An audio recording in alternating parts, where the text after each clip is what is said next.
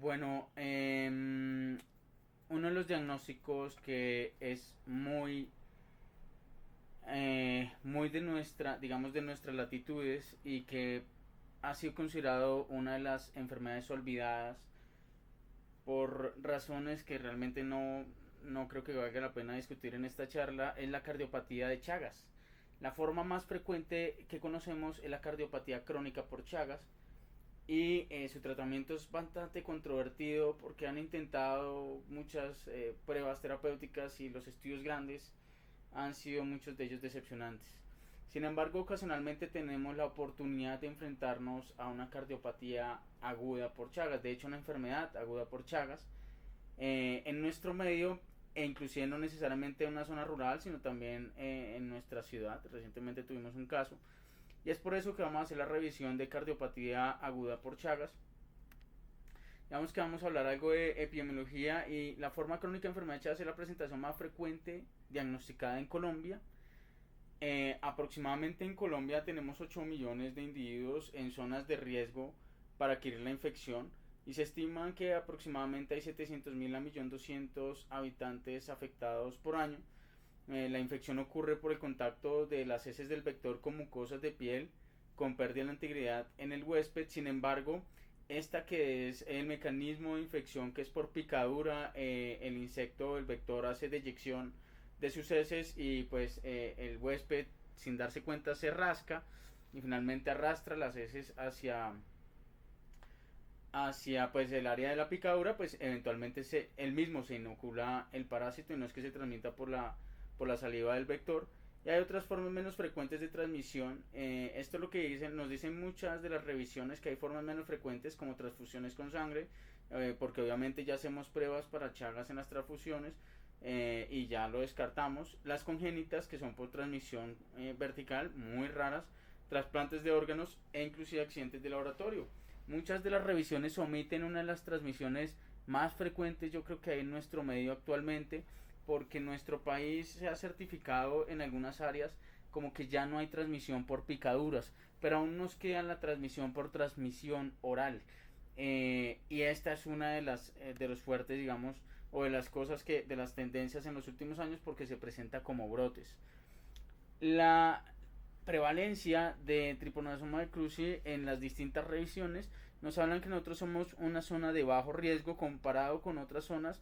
Vean, por ejemplo, en la gráfica de la derecha, como Bolivia y Argentina son zonas de alta prevalencia, más o menos el 3% en Argentina, y en Bolivia la población tiene cardiopatía chagásica, hasta el punto que en Europa, cuando alguien llega de Bolivia o Argentina con falla cardíaca, el diagnóstico muy seguramente para ellos es una cardiopatía chagásica.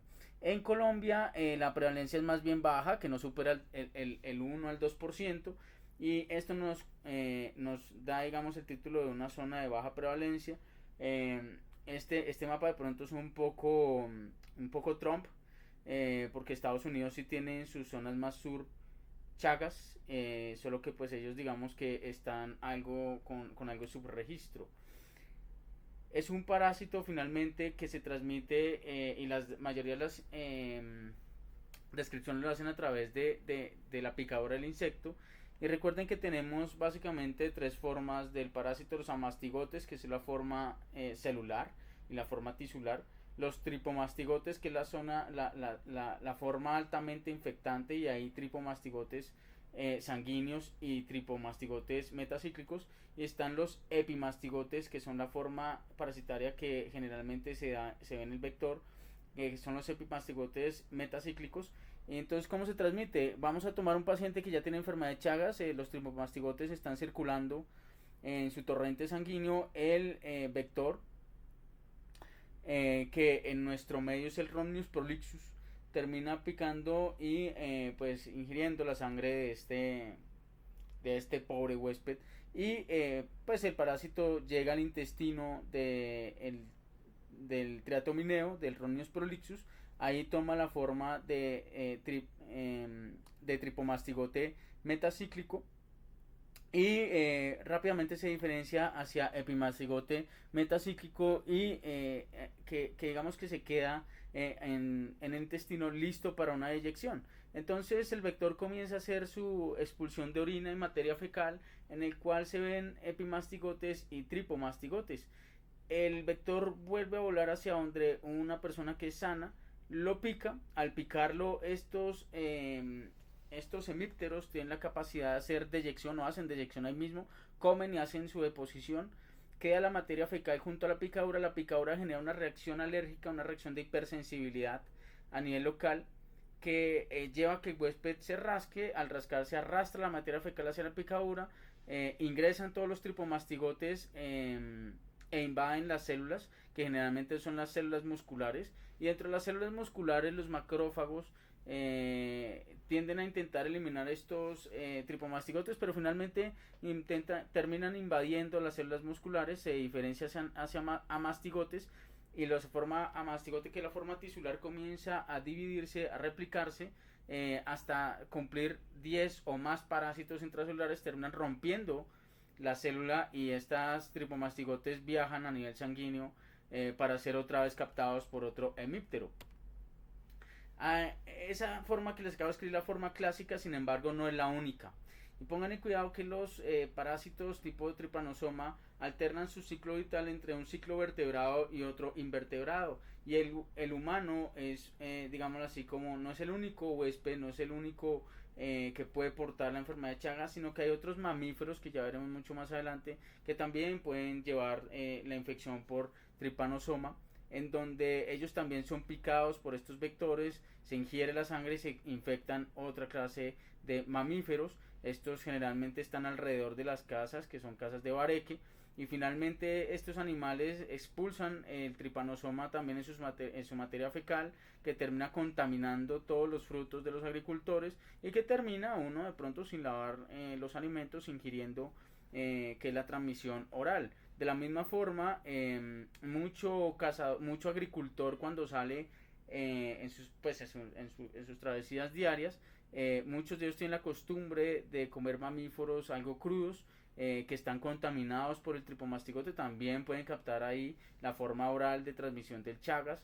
Y los triatomineos también, o el Rhones prolixus, también él pues vive también en plantas, vive en casas de bareque. Es un animal más de vida nocturna, y cuando pica a su huésped lo hace en la noche, y en el día generalmente se encuentra reposando en la maleza y en los vegetales que hay alrededor de los hogares. Y finalmente, cuando toda esta caña y todo este acaí en Brasil termina siendo triturado para hacer jugo de caña, o para terminar haciendo jugo de acaí, se trituran con todo insectos, y uno termina tomándose jugo con los partes del insecto triturado junto con los parásitos, y tiene otra forma de transmisión oral. Recuerden, la forma de amastigote es una forma circular, es una forma que no tiene las ondulaciones típicas, no tiene un kinetoplasma. En cambio, el tripomastigote y el epimastigote se caracterizan por tener una forma ondulada, por tener un kinetoplasma que le confiere una especie de forma móvil, y una membrana que también le permite algo de movilidad, un núcleo que tiene DNA, y el kinetoplasma también en su porción más próxima tiene DNA mitocondrial. Hablemos un poco más del Trypanosoma de Cruzi, porque esto es lo que nos dice en la literatura, digamos, algo superficial del Trypanosoma. Y ya pasamos a cosas más interesantes, como que es una infección de tipo enzoonótico. Esta infección se estima que apareció hace más de 90 millones de años, más o menos en el Paleozoico. Y estos parásitos llevan mucho tiempo en el planeta Tierra infectando mamíferos. Pertenece a la familia de Trypanosomatidae, al igual que la Leishmania, y hay tres clases de trypanosomas. Hay una clase para roedor, para aviar y para otros animales acuáticos. En general infectan desde mamíferos, invertebrados, e inclusive plantas y animales, e inclusive pájaros, inclusive aves. Las aves tienen una característica, y es que ellas pueden albergar de forma asintomática el parásito en su intestino y expulsar la materia fecal, pero rara vez se infectan. Alguna vez se pensó que los anticuerpos nos podrían conferir algún tipo de inmunidad, esto nunca se ha logrado. La enfermedad de Chagas, hablaremos del Trypanosoma de Cruzi, el cual es exclusivo de las Américas. Es un parásito que generalmente mide entre 6 y 14 micrómetros, en promedio 10 micrómetros, y tiene una membrana lipídica. Y además tiene el kinetoplasma, que pues es lo que vemos que le intenta dar la forma de movilidad. Tiene un núcleo, que lo vemos en esta imagen de microscopía electrónica. Y generalmente la membrana cubierta por capas de glicosil, fosfatidilinositol tiene proteínas ancladas a la membrana que favorecen la endocitosis del parásito en las células del huésped. El parásito lo que necesita es que lo fagociten y evadir el sistema inmune, el sistema de lisis por las vacuolas, para poderse adentrar dentro del citoplasma y comenzar a replicarse. Entonces, este parásito, una vez ingresa a través de la picadura, a través de vía oral, busca cómo infiltrarse, invadir las células. Su glucosil fosfatidilinositol, que ahora en adelante le diremos GPI, es reconocido por las células del huésped y hace que se endocite el parásito, inicialmente con un intento de vacuolizarlo. Dentro de la vacuola se genera un ambiente pH ácido que eliminaría algunos de los parásitos, pero ese pH intravacuolar ácido hace que se diferencie el tripomastigote, que es la forma infectante, a mastigote, y este mastigote escapa a la vacuola y ahora se planta a nivel citoplasmático. Entonces es endocitado por las células del huésped, escapa a estas vacuolas y se diferencia hacia amastigotes. Estos tripanosomas tienen un genoma bastante interesante, y es que tiene aproximadamente 60.300 pares de bases nucleadas, millones de pares de bases nucleadas. El 15 al 30% del DNA del parásito es DNA que hace parte de un DNA mitocondrial de kinetoplasma, y esto es interesante porque ya veremos al final, si nos queda algo de tiempo, les mostraré una diapositiva que lo deja uno, lo alcanza a uno a asustar y lo deja uno perplejo. La fisiopatología, que es más compleja, la que nos muestran las gráficas, como vimos la segunda, tercera diapositiva. Y el kinetoplasma le permite desplazarse estos genes nucleares que no pertenecen al kinetoplasma, sino son propiamente genes nucleares. Codifican inclusive para 22.570 distintas proteínas. Codifican tantas proteínas que inclusive el Trypanosoma cruzi tiene su propia página de internet, donde los investigadores, cada vez que encuentran un nuevo gen que codifica, plantan el gen y tienen el genoma prácticamente codificado, y además que con la gran mayoría de los genes para qué tipo de proteína llega a codificar. Entonces, los triatomineos erróneos prolixus son infectos hemípteros, el vector, los cuales existen en el planeta desde hace más o menos unos 400 millones de años, que datan desde el Paleozoico. Son hematófagos durante todo su ciclo vital, o sea, buscan picar y consumir sangre, y no diseminan infección a través de la saliva, sino en realidad lo hacen a través de eyectar al ingerir sangre, y es el mismo huésped el que termina inoculándose tras la picadura del propio parásito. ¿Por qué se llaman hemípteros? Porque las alas son como la mitad de un ala, de ahí viene su nombre, que traduce del latín al español, media ala. Entonces, como ya lo mencionábamos, la picadura del insecto genera una reacción de hipersensibilidad en la misma zona del huésped, que genera vasodilatación, lo cual le permite succionar una mayor cantidad de sangre. Esto lo tiene obviamente el hemíptero para poder subsistir, para poder evolucionar, pero favorece el prurito, lo cual favorece mucho la infección. El triatomino del prolixus no solo infecta los seres humanos, sino infecta otras clases de mamíferos, como son las mofetas, como son por ejemplo los armadillos, y sí, los perros y gatos pueden ser portadores y se pueden infectar por enfermedad de Chagas. Los marsupiales también, algunos monos, y los conejillos de Indias también son animales, entre otros mamíferos. Las aves no suelen desarrollar enfermedad de Chagas.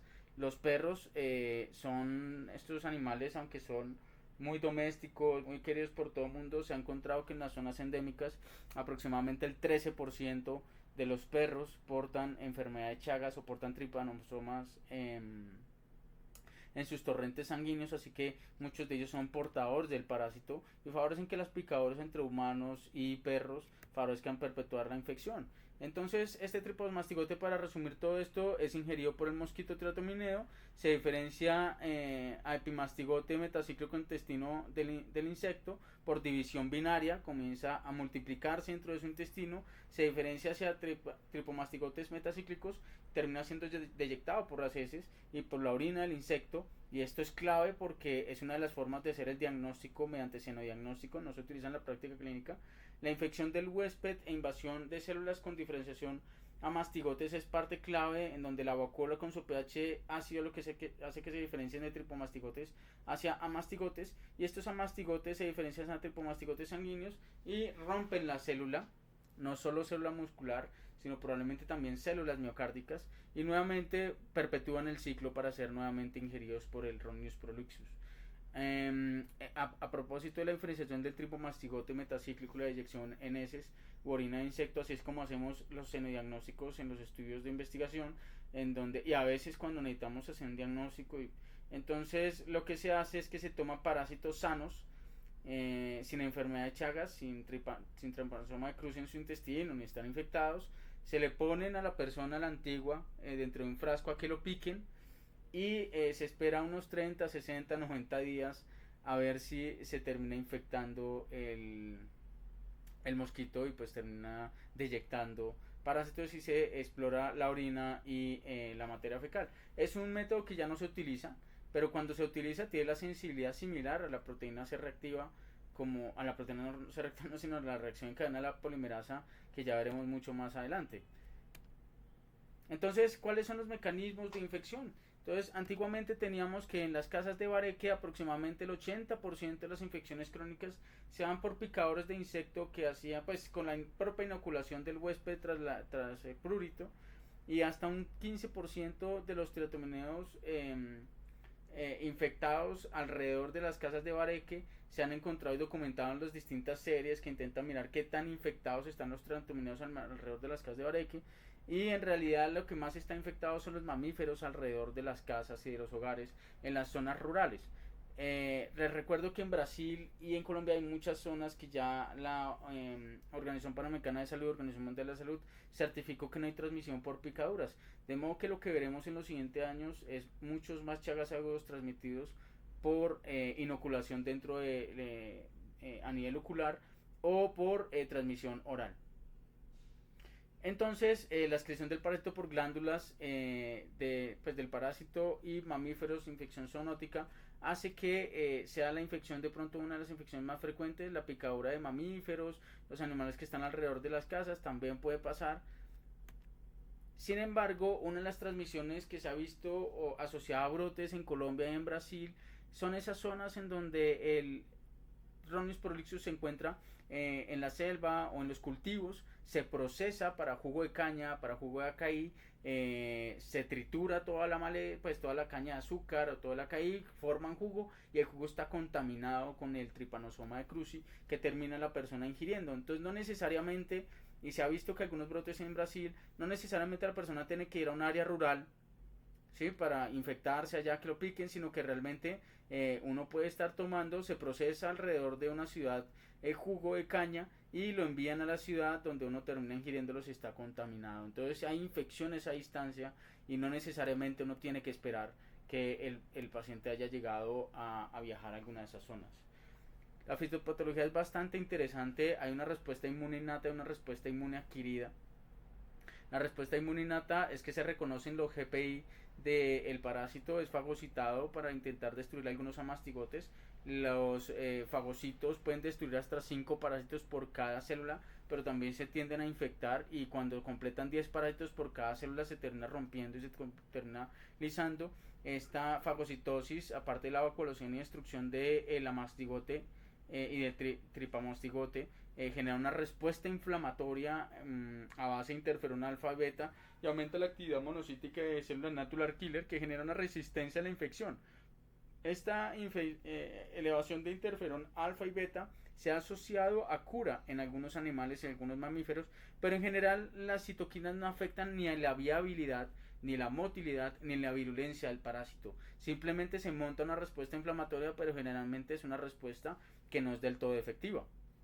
En cuanto a la respuesta inmune adquirida, la respuesta inmune adquirida va de predominio por la inmunoglobulina Ig2, y es la única inmunoglobulina activa contra el trypanosoma de cruzi. Inclusive la inmunina M no es tan activa, a pesar de que uno le puede solicitar y todo lo que ustedes quieran. Es la inmunoglobulina IG2 la que es mucho más activa contra el trypanosoma de cruzi.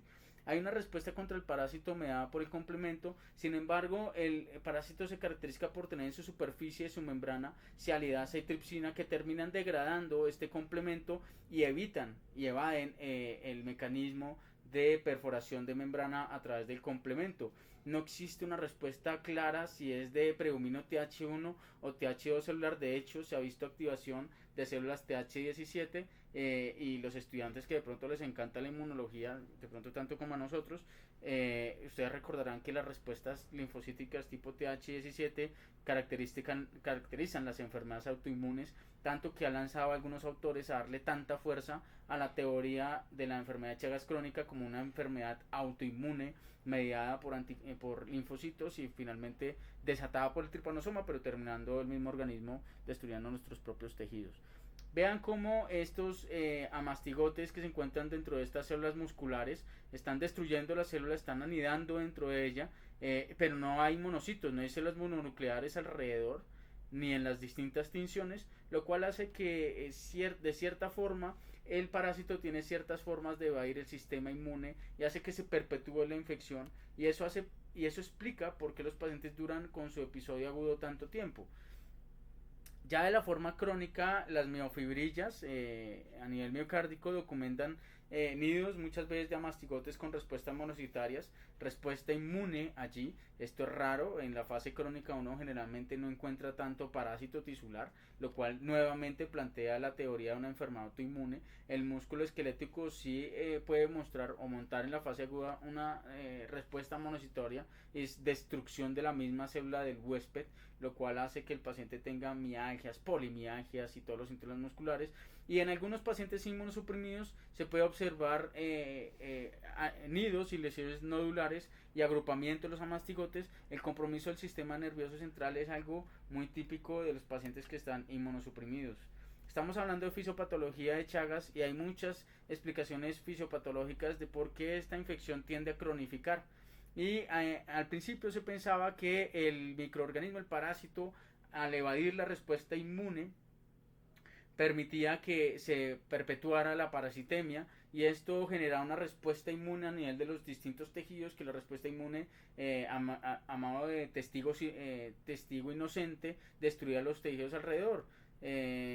Otras teorías un poco más aplaudidas, como que hay una respuesta inmune bien sea adquirida, en donde hay una especie de reacción cruzada entre parásito con tejidos del huésped, una reacción cruzada por mimetismo molecular entre el huésped y el parásito, y otra infección propiamente innata, en donde induce el parásito una respuesta inmune genéticamente dirigida, y más adelante veremos lo que realmente me impactó mucho de esta revisión, y genera una citotoxicidad clonal por perpetuar una respuesta inflamatoria.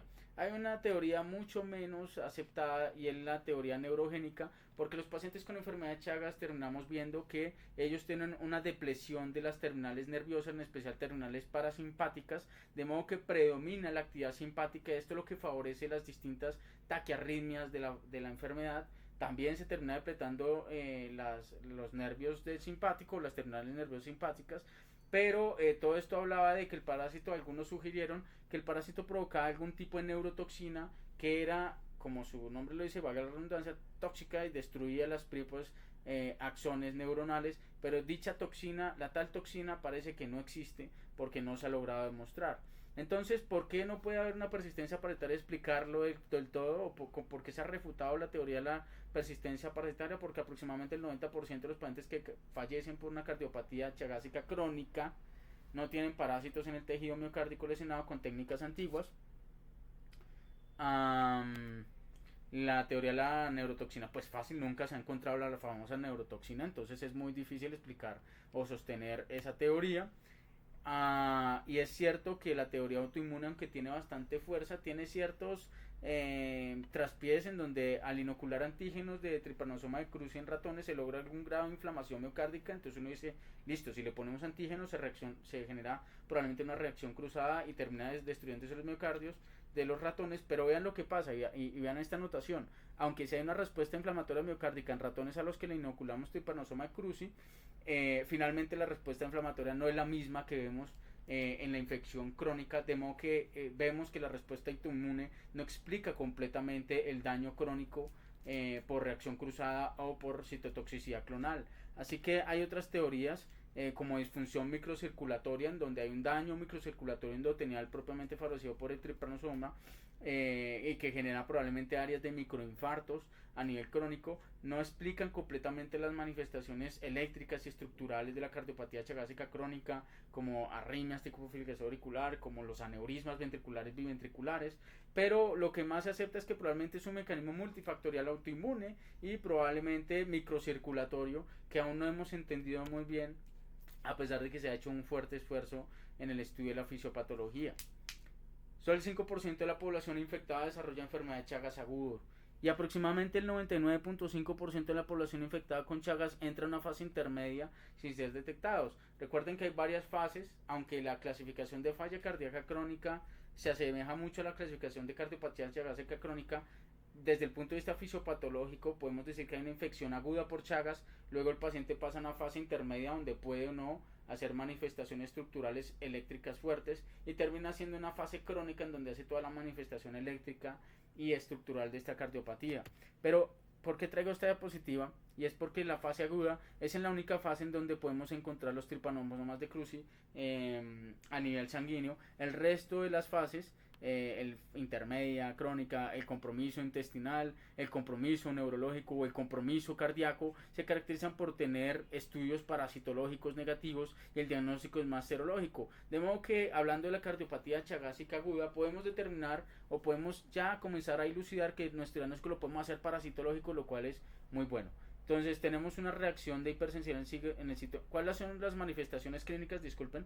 Y lo primero es que hay una reacción de hipersensibilidad en el sitio de picadura. El paciente llega y nos dice que en los días anteriores lo había picado algún insecto. Esto es muy difícil porque los pacientes vienen de tierra caliente, de pueblos, y obviamente ella los pica por todo lado y pues bueno. Pero sí se caracteriza el cuadro clínico agudo por fiebre, la cual generalmente puede durar hasta 3-4 semanas, en una fiebre todos los días, 39-40 grados, polimialgia, cefalea, linfadenopatías y hepatosplenomegalia. Es unos hallazgos que suelen caracterizar a estos pacientes. Recuerden el paciente que arriba en el piso 12, fiebre, adenomegalias, hepatosplenomegalia, pues obviamente tiene un cuadro sugestivo de enfermedad de cardiopatía enfermedad de Chagas aguda. Cuando hay compromiso neurológico tipo meningitis, meningitis sobre todo, pueden haber convulsiones.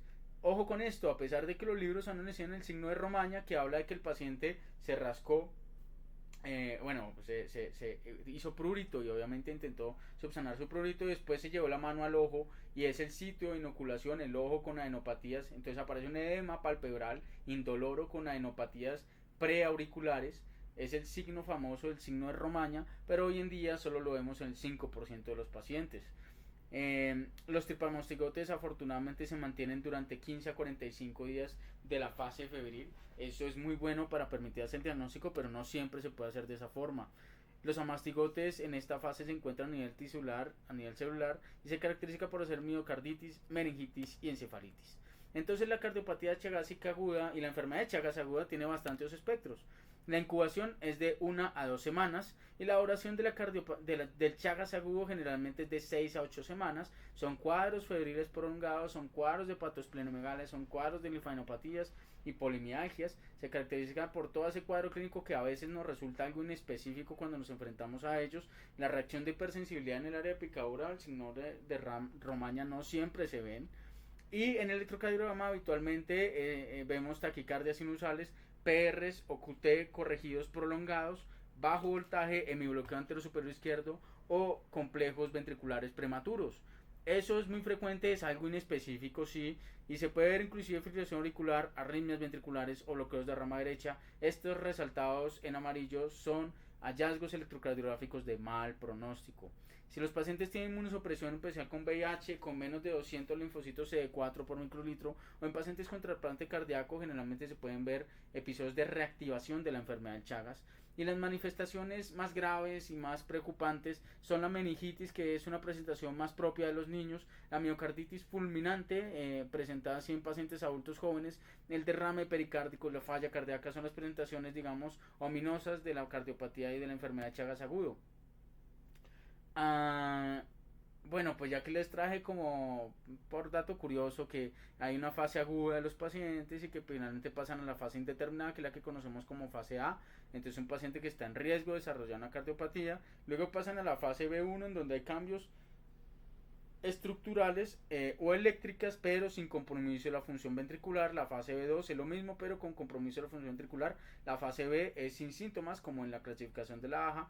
La fase C es un paciente con cambios estructurales eléctricos y con síntomas, y la fase D pues es la falla cardíaca, que es refractaria a un tratamiento y requiere algún tipo de intervención especializada. Entonces, cuando abordamos los pacientes con cardiopatía chagásica aguda que está pasando crónica, no puede faltarnos el electrocardiograma de dos derivaciones, la radiografía de tórax, esto es nivel de evidencia de expertos, el ecocardiograma y el electrocardiograma Holter cuando el paciente se vaya a la casa para el enfoque a largo plazo. Entonces recuerden, en la fase de incubación son 1 a 2 semanas, aparece la fase aguda. Los libros son enfáticos en el signo de Romaña, porque si es muy característico cuando lo encuentra, es patognomónico muchas veces. En los extendidos de sangre periférica encontramos los tripomastigotes. No siempre los tripomastigotes son enfermedad de Chagas. ¿Sí? No siempre los tripomastigotes en frotis de sangre periférica son enfermedad de Chagas. Hay otra clase de infecciones, perdón, hay otra clase de infestaciones por tripomastigotes como el Rangeli, que no son patológicos, pero se pueden ver en humanos. Y el diagnóstico en la fase aguda lo hacemos con el frotis de sangre periférica, el cultivo positivo, que no es recomendador, que se demora mucho, 30, 60, 90 días, y la reacción en cadena de la polimerasa. Después de 4 a 8 semanas. ¿Profe? Inmunosuprimidos. Ah, ya, ya, ya.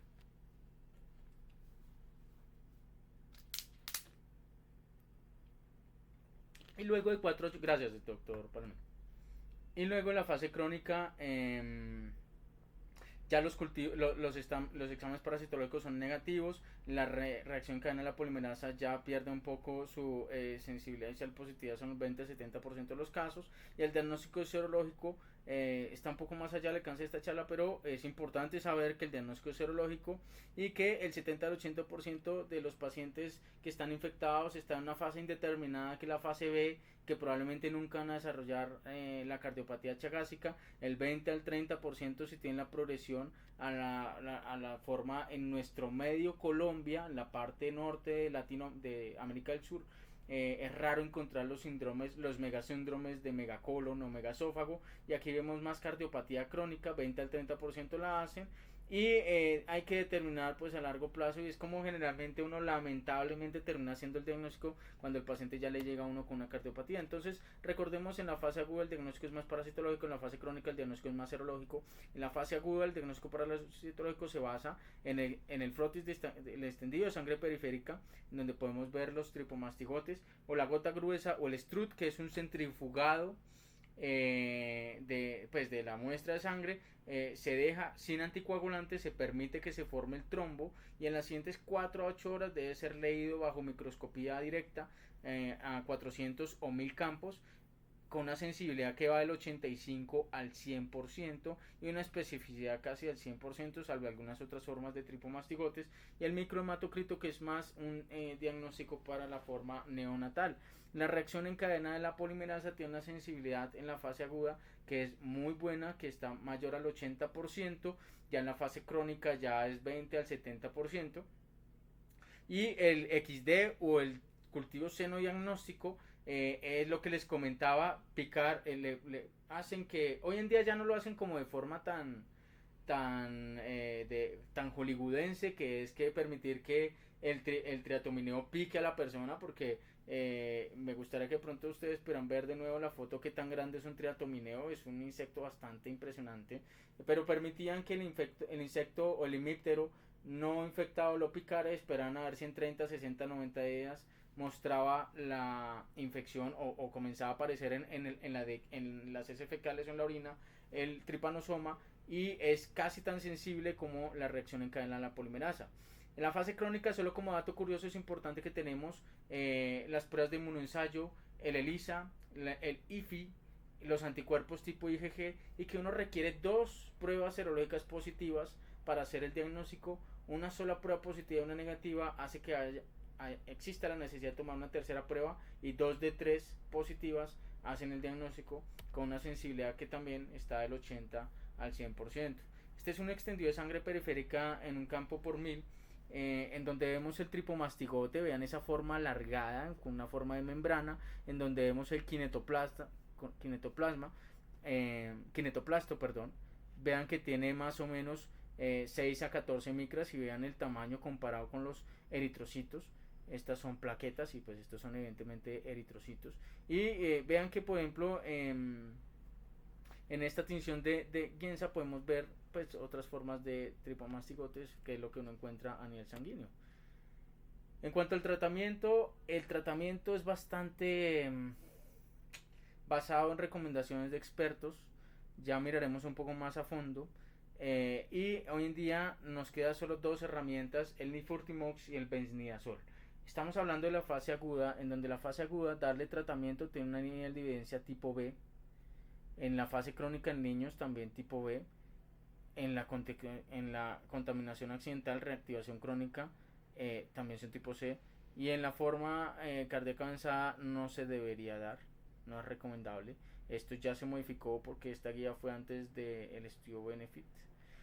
Y la dosis, digamos que del Nifurtimox, que en mayor de 17 años es 8 a 10 miligramos por kilo por día, oral 3 a 4 veces dividido.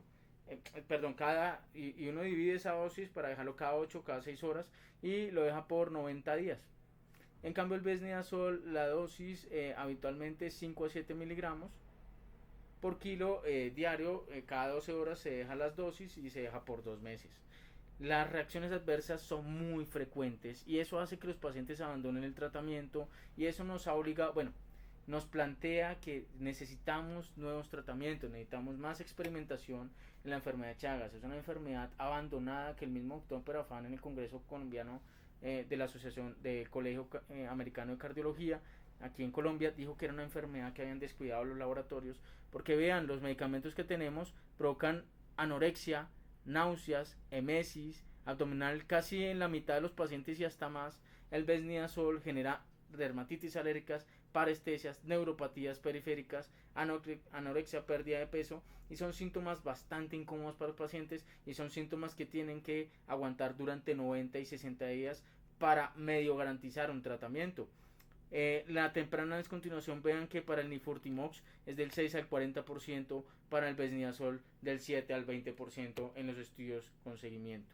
¿Cuál es el mecanismo de acción? Esta gráfica tan bonita nos habla de que el besnidazol y nifurtimox no son las únicas herramientas que tenemos, o las únicas armas que tenemos teóricas y académicas para combatir el trypanosoma de Cruzi. Estas actúan mediante la nitroreductasa del parásito. La nitroreductasa metaboliza ambas moléculas, nifurtimox y besnidazol, se forman especies reactivas de oxígeno que terminan destruyendo no solo la membrana celular, sino más que todo las organelas, y obviamente son los famosos misiles nucleares que terminan generando destrucción del parásito pues a nivel citoplásmico.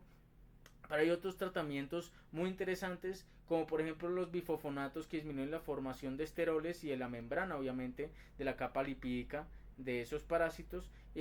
Aquí están los bifosfonatos. Otros tratamientos tan interesantes como amiodarona aumentan el cáncer intracelular, generando una activación de una cascada de enzimática que destruye el parásito. Pero todos estos tratamientos, los que están en rojo, son tratamientos que ya se abandonaron porque no dieron ninguna clase de resultados. Ven, amiodarona, dronedarona, amiodarona y dronedarona también se han abandonado a lo largo del tiempo, pero en tratamientos que se han estudiado, vean que evitan la formación de la membrana, aumentan el calcio a nivel citosólico del parásito, o aumentan los reactantes o las especies reactivas de oxígeno que terminan destruyendo ese parásito.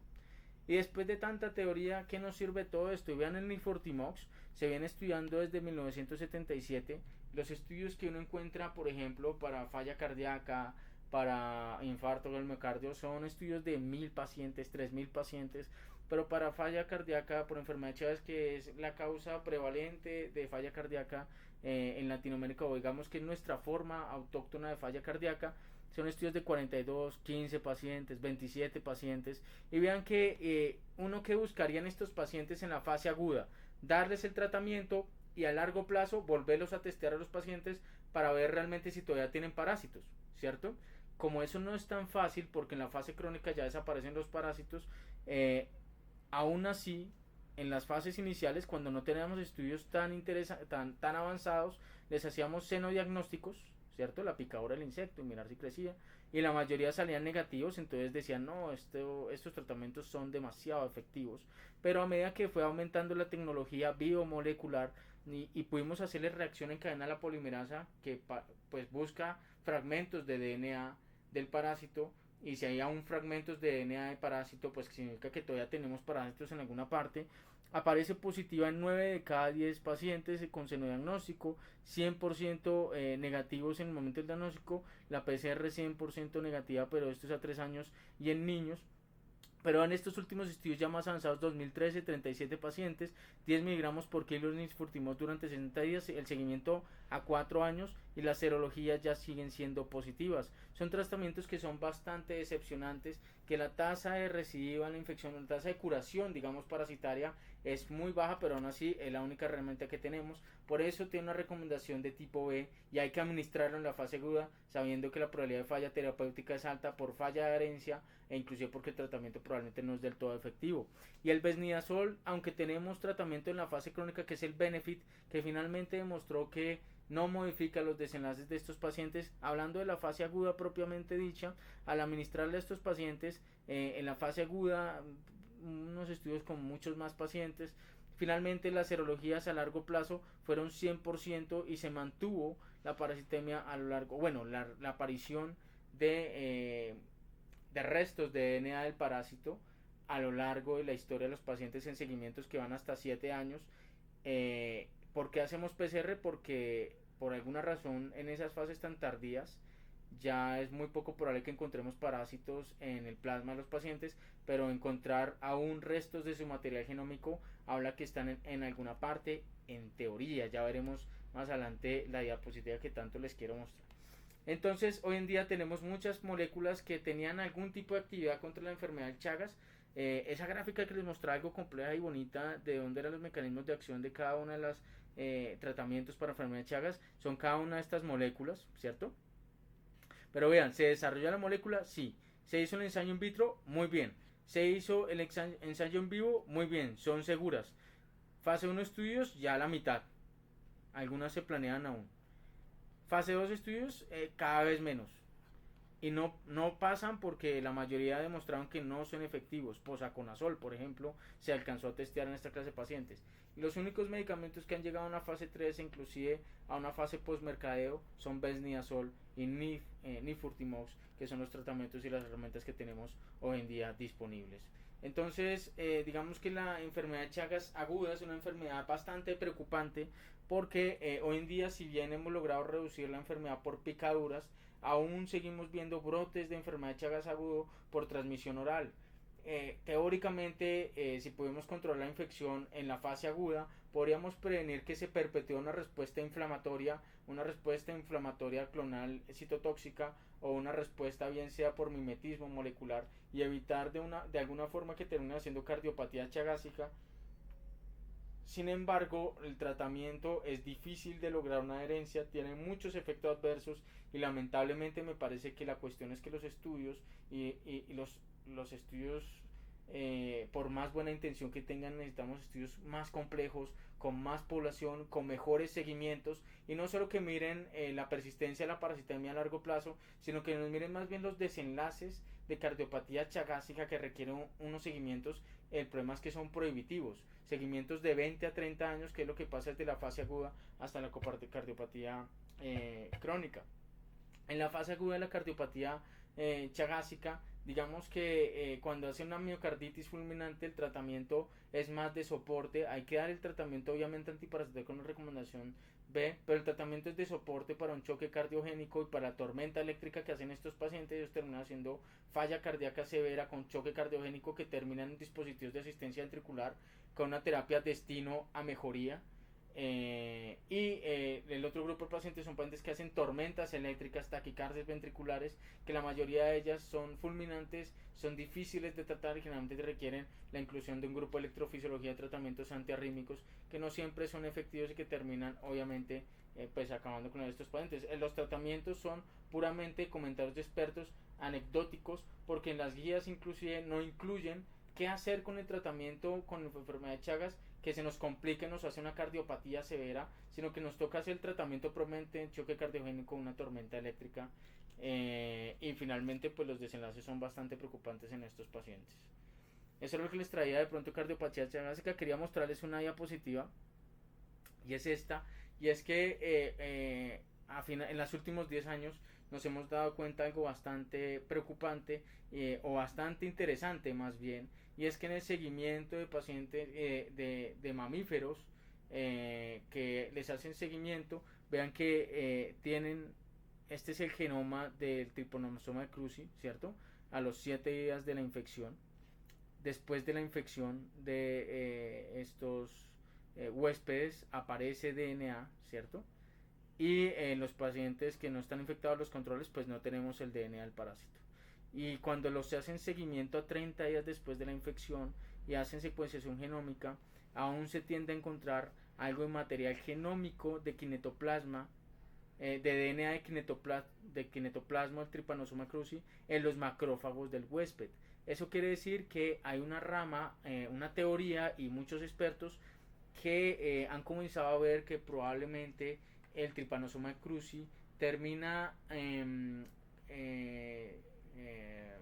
digamos introduciendo su DNA en el DNA del huésped, lo cual probablemente explica por qué a largo plazo seguimos viendo reacciones en cadena de polimerasa con el DNA, y probablemente la fisiopatología no es tan sencilla como que se mete a la célula, como que se multiplica, se rompe la célula y migra, sino que hay cierta integración del DNA del parásito dentro del DNA del huésped y hacen una especie de síntesis proteica en conjunto. Entonces es algo que realmente es bastante preocupante o bastante impactante, porque quiere decir que la infección va más allá de la infección citoplásmica, sino que terminamos integrando el DNA de este parásito, y probablemente lo que hace perpetuar la respuesta inflamatoria, es lo que hace que fallen tanto los tratamientos antiparasitarios, porque se integra el DNA y pues eso no hay ningún tratamiento antiparasitario que logre evitar o suprimirlo.